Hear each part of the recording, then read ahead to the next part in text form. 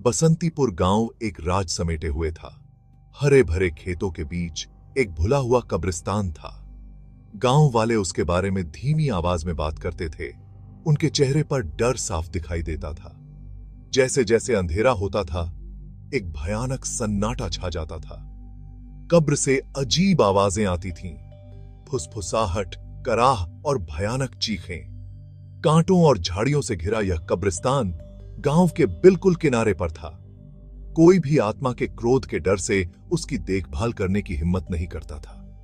बच्चों को वहां कभी न जाने की चेतावनी दी जाती थी।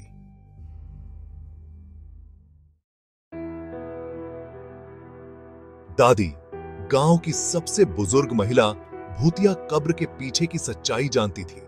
वो गांव के बच्चों को इकट्ठा करती और कहानी सुनाती। यह राजकुमारी बसंती की कब्र है, वो शुरू करती। वो कभी हमारे गांव की शान थी। अपनी खूबसूरती और नेक दिल के लिए जानी जाती थी। राजकुमारी बसंती को एक अनजान खूबसूरत युवक से प्यार हो गया, पर उनका प्यार मना था। भागने वाली रात को राजकुमारी ने खुद को अकेला पाया। उसका प्रेमी कभी नहीं आया। प्यार में धोखा और टूटे दिल के साथ उसने अपनी जान दे दी। शाम से संदेही।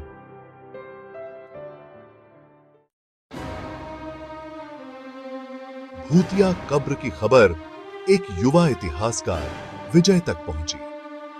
भूतों की कहानियों पर संदेह करते हुए वो सच्चाई का पता लगाने निकल पड़ा। गांव वालों ने उसे ऐसा करने से मना किया। डम भाई, यह एक शापित जगह है, उन्होंने विनती की। विजय को यकीन नहीं हुआ। उनका मानना था कि हर कहानी में सच्चाई होती है। अपनी नोटबुक और कैमरा के साथ वो कब्र के पास पहुंचा। जैसे जैसे वो करीब आता गया, उसे अपनी रीढ़ की हड्डी में ठंडक महसूस हुई। फिर भी वो आगे बढ़ता रहा। उसकी जिज्ञासा उसके डर पर हावी थी।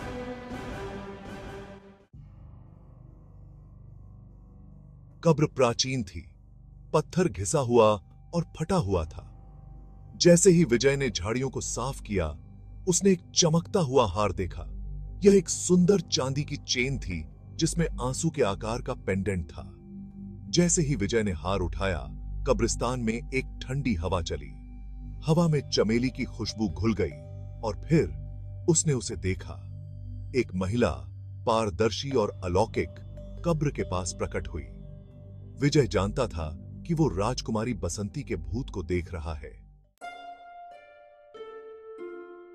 राजकुमारी बोली। उसकी आवाज एक दर्द भरी फुसफुसाहट थी। उसने उसे अपने प्यार, विश्वासघात और निराशा की कहानी सुनाई। हार उसके प्रेमी का एक उपहार था, उनके मना प्यार का प्रतीक। मुझसे दुनिया का वादा किया था, वो फुसफुसाई, लेकिन वो कभी नहीं आया। मुझे अकेले मेरे हाल पर छोड़ दिया गया। यह हार मुझे इस दुनिया से बांधे रखता है, मेरे टूटे हुए दिल की याद दिलाता है। कृपया मुझे इस पीड़ा से मुक्त करें। हार को वापस धरती पर लौटा दो। मुझे आखिरकार शांति से मिलने दो। विजय जानता था कि उसे क्या करना है। सम्मान के साथ विजय ने हार को वापस कब्र में रख दिया। जैसे ही पेंडेंट धरती को छुआ, कब्रिस्तान एक तेज रोशनी में डूब गया। हवा में ऊर्जा भर गई और फिर रोशनी फीकी पड़ गई। राजकुमारी चली गई थी। चमेली की खुशबू हवा में तैर रही थी। एक आखिरी मीठी विदाई।